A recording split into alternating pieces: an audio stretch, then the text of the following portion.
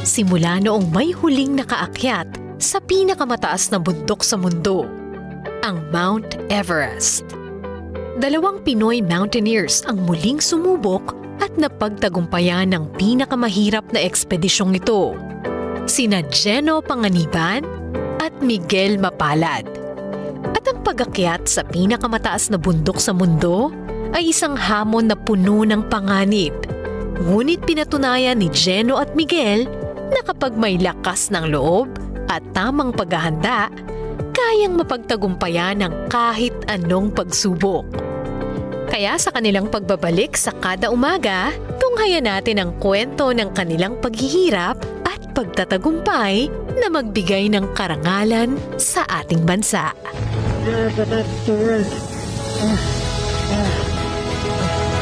Thank you.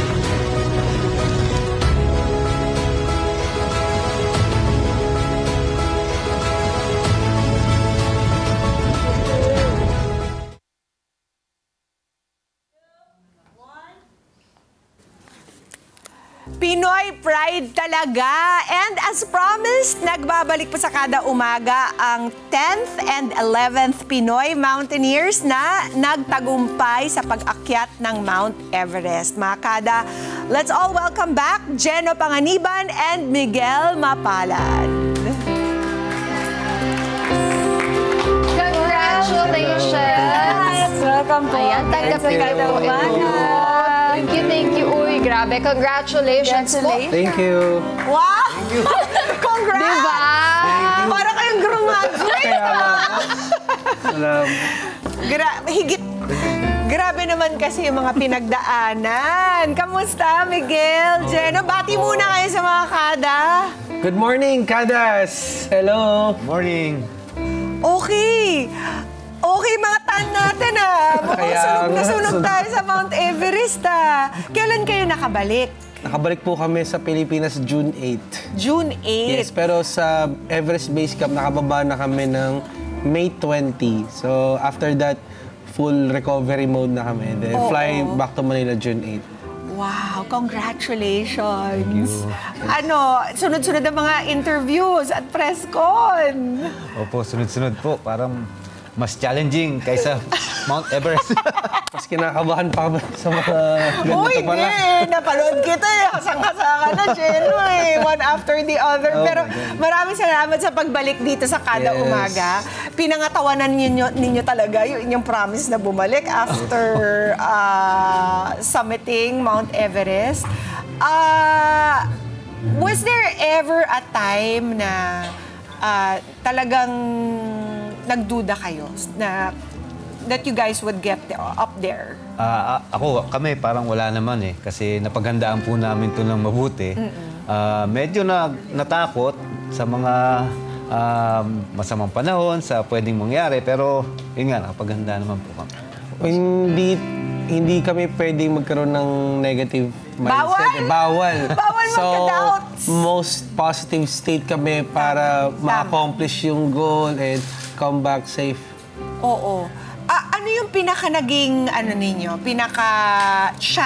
the most challenging part of summiting? Yung most challenging doon siguro para sa akin, yung tagal kasi ng duration ng climb. Na-miss namin yung mga pagkain namin dito sa Pilipinas, yung pamilya natin, at yung init. Yung mga challenges, hindi yung physical climbing of the mountain or crossing crevasses. Yung mga physical challenges kasi alam na namin na pwede mangyari. So, napaghandaan naman. Pero beyond that, yung pagkamiss namin sa loved ones namin.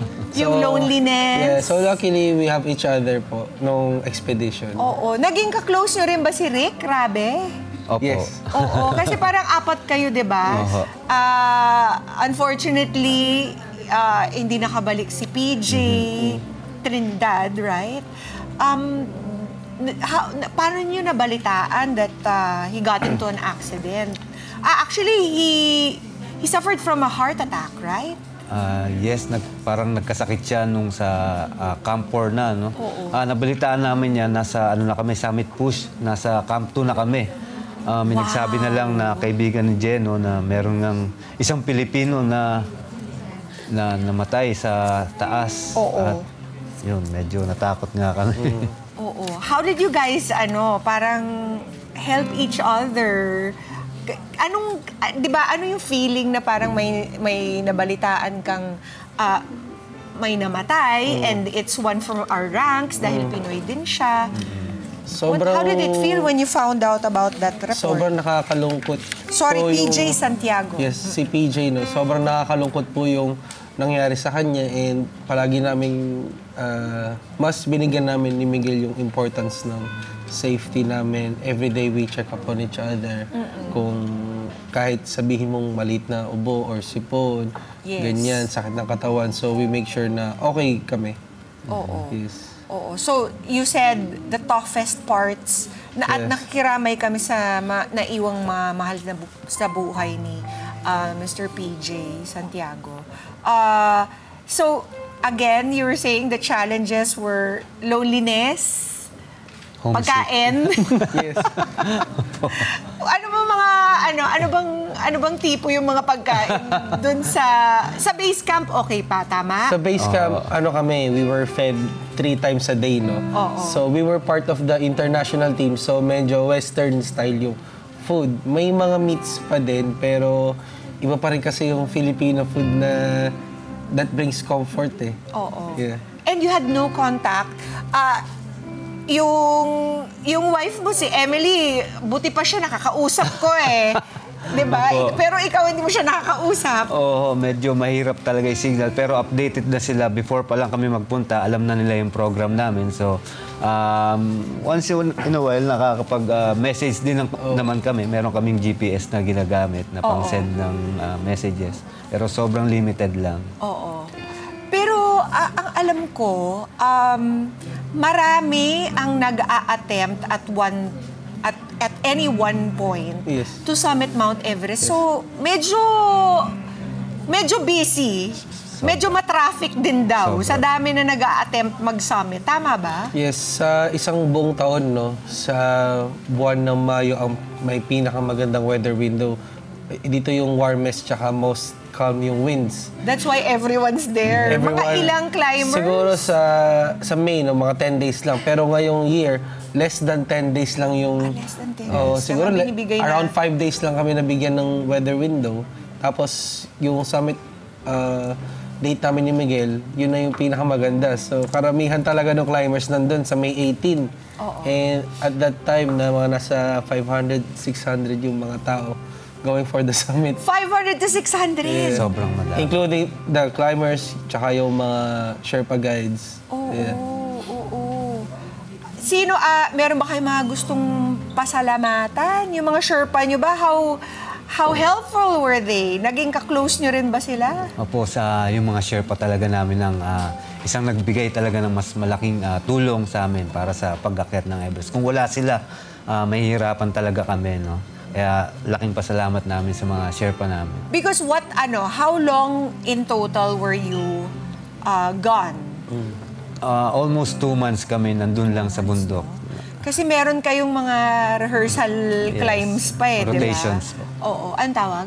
Rotations. Yan yung akyat-baba kami sa high altitude. So, yun yung To acclimatize, ganyan. Oo. Parang, if you remember, nandito kami late Feb. Doon na nag-start. Na kami, nagsimula na kami pumunta sa Nepal to train, to climb the mga nearby peaks sa Everest. So, nagtuloy-tuloy na hanggang April, May, tas ito na. So, 2 months total? 2 months po, yung Grabe. expedition. May liguan ba dyan? Sorry. I'm sorry to ask these questions, pero curious lang ako. Good question, ma'am, no? Pwede kami mag-request ng pwede kami mag-request ng ligo system. Binibigyan kami ng a bucket of hot water. Wow! Yes, sa Base camp. Everest Base Camp po. Okay. Pero hindi din kami pwedeng umabuse dun sa ligo eh. Kasi masasayang yung acclimatization namin, ma-expose yung bodies namin ulit sa cold. So ideally, you wanna stay cold para you're ready, Yeah. di ba? napanood ko doon sa isang interview mo, Jenno, there is a part there, yung pinaka-treacherous, Nakubo Ice Fall. gabi lang pwede. Nakubo Ice Fall. Oo, kasi pag naarawan, baka mag-avalanche. Mag-collapse yung mga ice. Delikado po. Sobrang delikado yung So part you na- have to do it at night. Yes, Opo. yun yung pinaka-nakakatakot na lugar talaga sa Everest. And 4 times namin siyang dadaanan, hindi lang isang beses. 4 times why? Yung first one is yung rotation nga po. So, up and down. Oh, okay. Yung mga practice. And then yung summit push, up and down po yun. And yung after nung summit namin, yung pagbaba namin doon, medyo tanghali na kami dumaan. So, marami na talagang collapse at nagmamadali kaming dumaan sa mga, yung mga landslide prone area. Talagang tumatakbo na kami dyan. Anong respite kapag nagkaroon ng avalanche? Meron bang, what does their training tell you kapag nagkaroon ng avalanche? Anong gagawin? Ang pinaka-importante ay iwasan yung dumaan sa avalanche area. Kasi hindi natin masasabi yung kung gaano kalaki, kung gaano kadami yung babagsak sa'yo. Minsan kasing laki yan ng bahay, kasing laki ng sasakyan. O delikado. Yes. Pero worst comes to worst, no? Meron naman kaming safety measures na sinusunod kagaya ng nakaklip kami palagi sa tali. So just in case mahulog kami sa crevasse, pwede kaming mahila. You're still attached. You have a lifeline. Yes, and kung hindi man kami sa crevasse mahulog, kunyari matabunan kami nung avalanche, meron kaming detectors na makita ng radar ng rescuers. Nice. Yes. Parang GPS yan. Something like that. Oo, Yes. para malocate Yes, kayo. yes. Wow. So, talk us through like what a typical day. Like, anong oras kayo gumigising? Ano yung unang ginagawa nyo? Gano'ng katagal kayo out in the element? So siguro, let's take it back from the start. Nag-start kami doon sa tinatawag nilang Tenzing Hillary Airport or Lukla Airport. So ito yung world's most dangerous airport, no? Bakit? Kasi Pati yung airport, most dangerous. Bakit? 400 meters lang yung runway niya and nasa And marami ng- edge siya ng bundok. Okay. So doon nagsisimula yung traditional Everest base camp trek. And dito din nagsistart yung mga turista. Oo. So from there, maglalakad ka ng 8 days in average to Everest Base Camp. So yun, pupunta ka sa mga Sherpa lodges, tea houses, immerse ka dun sa Sherpa culture. Nice. So pagdating mo dun sa Everest Base Camp, dun medyo parang buong barangay na ng climbers yun eh. Dito nandiyan na yung mga 400 to 500. Hindi lang po, sobrang dami. Kasi may mga staff pa na may kitchen staff, may mga guides, and porters, nandun po lahat. Ibang-iba yung idea ko na parang siya, desolate, ganyan. Ang dami pala, may party pala doon. Meron po. Tapos, that's base camp. And tapos then, ayun, from there, we start acclimatizing. So, iba na din kasi yung oxygen saturation dun sa area. So, kailangan na din namin mag-adjust, kumuha ng magandang tulog.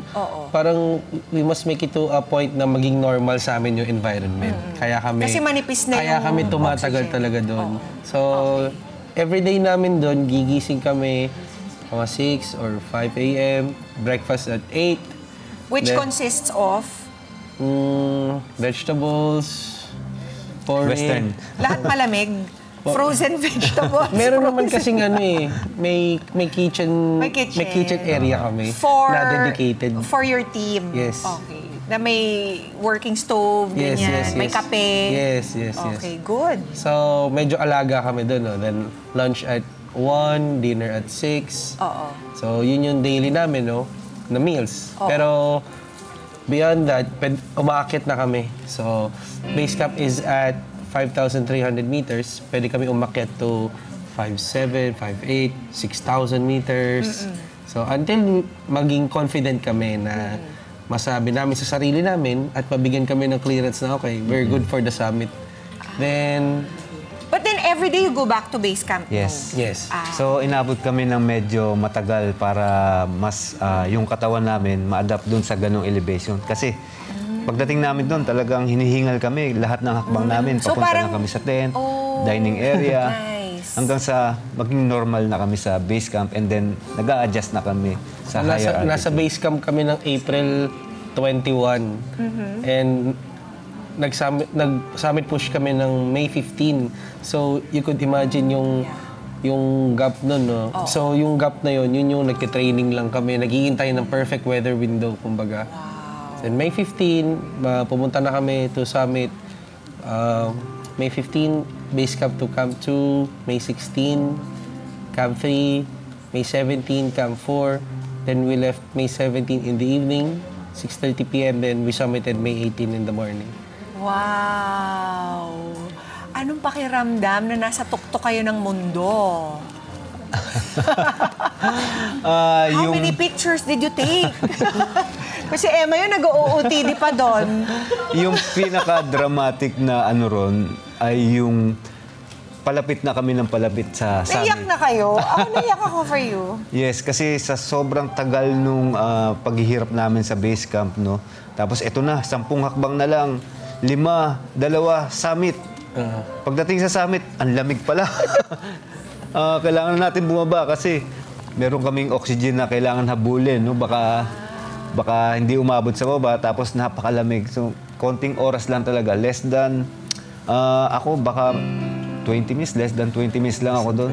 Picture lang ng konti Dahil sa ginaw. sa ginaw and sa oxygen po. Oo. And kailangan po namin makababa agad kasi ang pinakadelikadong part talaga ng pag-akyat sa Everest, yung pababa. Pababa. Doon kami nahirapan. Oo. And most of the accidents are yung pababa Sa na. pababa. Oo. Meron ba kayong na-encounter na parang obstacle during your climb or coming down na parang kakaiba? Hindi nyo in-anticipate or na-expect? Siguro... You can never tell, di ba? Even if you're so well-trained, you're still, di ba, parang under... Sa akin yung first time sa akin na makita ng mga dead bodies sa trail, no? Yeah. So, yun yung medyo kakaiba talaga sa akin na pababa. Yung minsan iiwasan mo, minsan talagang lalagpasan mo na lang na Yeah. parang baliwala. Tapos nagkaroon pa kami ni Miguel ng snow blindness, no? So medyo nag-kick in na dito yung training namin na kailangan makababa kami na safe. When you got down, nung pababa na kami, no? Pababa. Kasi na-expose na yung mata namin sa too much white. sa hangin, sa snow. So it's too much white. Tama po yung sinabi niyo, no? So parang yung parang valley of whiteness. So, anong feeling ng snow blindness? As in, you couldn't see at all? Meron ka namang nakikita pero para kang nasa cloud, no? Since nasa yellow kami, ang isa lang yung kulay na nakikita namin, yung rope. Yun lang isinusundan namin. Pababa kami, nakahawak lang kami sa rope. Yun yung pinaka-guide namin. Wow. So yung terrain... You just trusted the Opo. equipment talaga. Minsan talagang magtatumbling-tumbling kami pababa para Makababa na lang. makababa lang. Wow. Tapos, how long did it last? Buti, kumpleto pa bang fingers? At mga toes? Kompleto naman po. May ilong pa naman kayo. Nasunog lang. So lang siya, naka-recover kami the next day naman. So nag-rest lang kami. Tapos kinabukasan, medyo nag-lighten na. Medyo lumiwanag na yung paningin namin. So nakababa na kami na maayos. Pero may hapdi pa rin. Oo.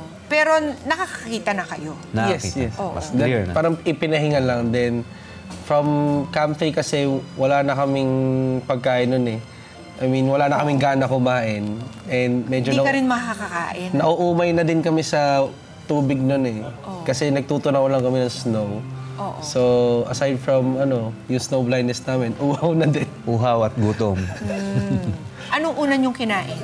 Pababa, unang-unang ginawa namin tubig, uminom kami ng bottled daming water. mineral Fresh water. Okay. Tapos, ano bang una natin? Rice? Corned beef. Corned beef, syempre. Meat. Sarap ng corned beef niya eh. Yan. Wow. And then, hindi pa kayo makatawag noon. You couldn't even get the word out that you were safe? Or Actually, were you able to talk nakakapag-send to na kami Eds? through satellite phone. Okay. So, alam namin na merong mga taong nanonood sa amin. Pero nung pagkababa namin, di namin in-expect na sobrang daming sumuporta. Wow. Nung nagbukas na ng wifi. Wow! Congratulations!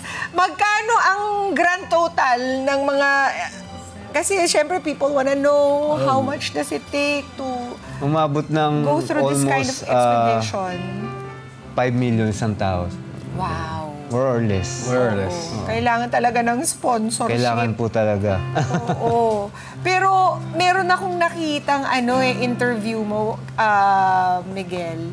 Sabi mo meron ka pang ibang, it wasn't as tough as you thought it was going to be. Yes, ang goal kasi namin is to climb the 14 peaks, no? 14, 8,000 Nakakailan na meters. kayo ulit? Dalawa po. Dalawa. Okay.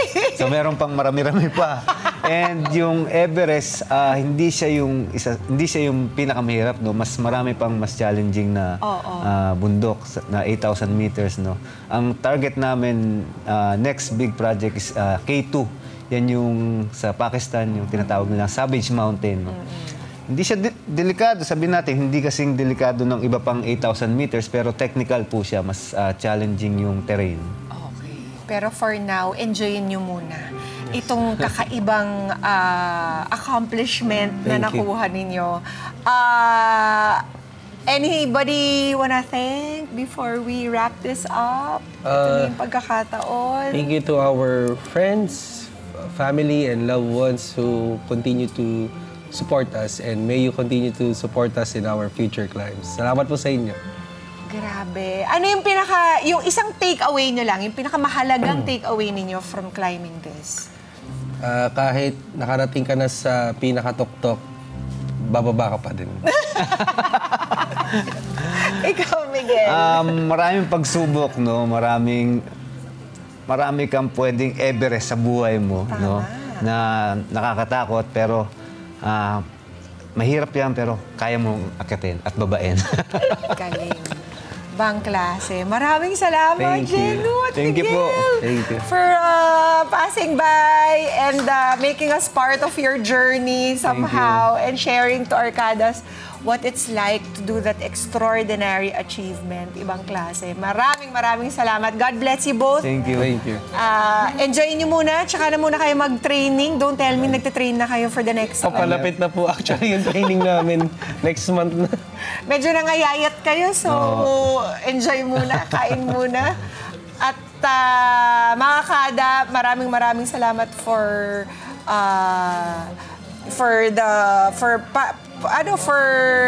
sharing this and sa pag-aalalay din sa kanila and for the prayers that you gave these two Thank you. while they were summiting. Thank you very much again. Let's get together. Sunday 25. Sunday 25.